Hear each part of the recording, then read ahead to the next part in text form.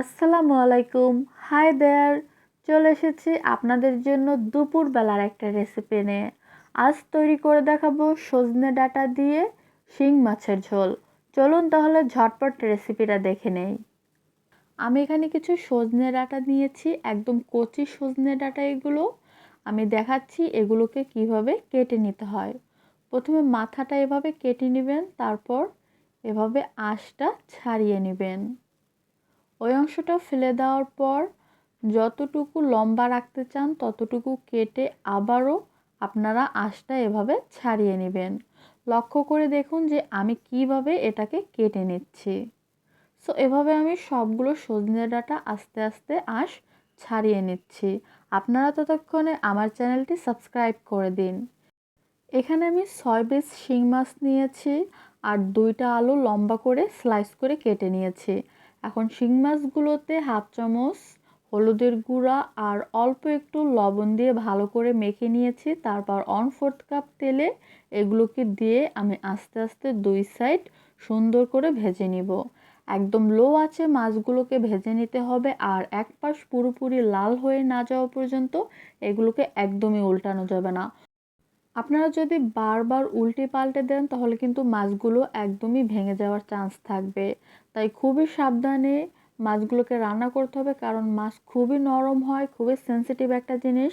তাই আস্তে আস্তে এগুলোকে উল্টে পাল্টে ভেজে নিতে হয়। আমার মাছগুলো 2 সাইডে লাল করে ভাজা হয়ে গেছে। এখন আমি এগুলোকে তেল থেকে তুলে নিব, আর এই সেম তেলেই আমি মশলা কষিয়ে নিব। এবারেতে দিয়ে দিচ্ছি 3 চামচ পরিমাণ পেঁয়াজ বাটা। তারপর অ্যাড করব 1/3 টিস্পুন আদা বাটা, 1 চামচ রসুন বাটা।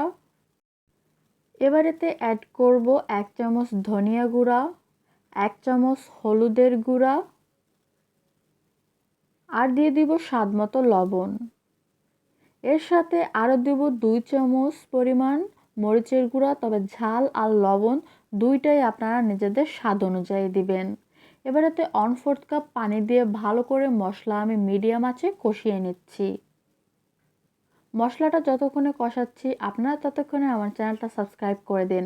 আপনারা চাইলে কিন্তু যে কোনো ধরনের মাছ দিয়েই এই সজনে ডাঁটা রান্না করতে পারেন। এখন আমি একটা তেজপাতা ছিঁড়ে দিয়ে দিলাম। মশলাটা ভালো করে কষানো হয়ে গেছে, দেখুন পানিটা কিন্তু শুকিয়ে গেছে। এখন এতে আমি আলু দিয়ে দিব, আর আলু দেওয়ার পর আমি এটাকে 2 মিনিটের মতন ভালো করে মশলার সাথে কষিয়ে নিব। রুই মাছ বা অন্য যে কোনো ধরনের মাছ দিয়েই কিন্তু এই সজনে ডাঁটা অনেক মজা হয়। তাই অবশ্যই আপনারা এটা একবার ট্রাই করে দেখবেন। 2 মিনিট আলু কষানোর পর আমি সজনে ডাঁটাগুলো দিয়ে দিয়েছি। এখন আবারও আমি মশলার সাথে আর আলুর সাথে সজনে ডাঁটা 2 মিনিট মিডিয়াম আঁচে কষিয়ে নিব। ভিউয়ার্স, সজনে ডাঁটাটা কষানো হয়ে গেছে। এখন এতে আমি পরিমাণ মতো পানি দিয়ে দিচ্ছি। আমি আলু আর সজনে ডাঁটা সমপরিমাণই পানি দিয়ে দিলাম এটাকে সেদ্ধ করার জন্য। এখন ঢাকনা দিয়ে একবার বলক আসা পর্যন্ত অপেক্ষা করব। ভিউয়ার্স, বলক চলে এসেছে। দেখুন পানিটা একদমই ফুটে উঠেছে। এখন এতে মাছগুলো দিয়ে দিতে হবে। গরমের শুরুতে দুপুরবেলা যদি গরম ভাতের সাথে সজনে ডাঁটা দিয়ে মাছের ঝোল খাওয়া যায় তাহলে আর কি চাই। অবশ্যই এই রেসিপিটা বাসায় ট্রাই করবেন আর আমাকে কমেন্ট করে জানাবেন যে খেতে কেমন হয়েছে। এবার আমি ঢাকনা দিয়ে এটা সিদ্ধ হওয়া পর্যন্ত অপেক্ষা করব। ভিউয়ার্স, মাছ, সজনে ডাঁটা, আলু সবগুলোই খুব ভালোভাবে সিদ্ধ হয়ে গেছে। আপনাদেরকে দেখিয়ে দিচ্ছি, দেখুন আলুটা কিন্তু কেটে যাচ্ছে আর সজনে ডাঁটাটাও কিন্তু নরম হয়ে গেছে।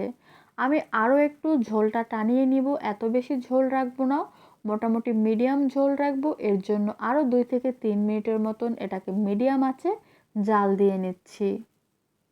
আপনারা আপনাদের ইচ্ছে মতোই কিন্তু ঝোলটা রাখবেন। ভিউয়ার্স, আমার রান্না হয়ে গেছে, আমি চুলাটা অফ করে দিয়েছি। পুরো রান্নাটা করতে আমার টাইম লেগেছে 10 মিনিটের মতন। আপনারাও বাসায় তৈরি করুন আর আমাদের কমেন্ট করে জানান। ভালো লাগলে লাইক দিবেন, ফ্যামিলি ফ্রেন্ড সবার সাথে শেয়ার করবেন। আজ আসি, আল্লাহ হাফেজ।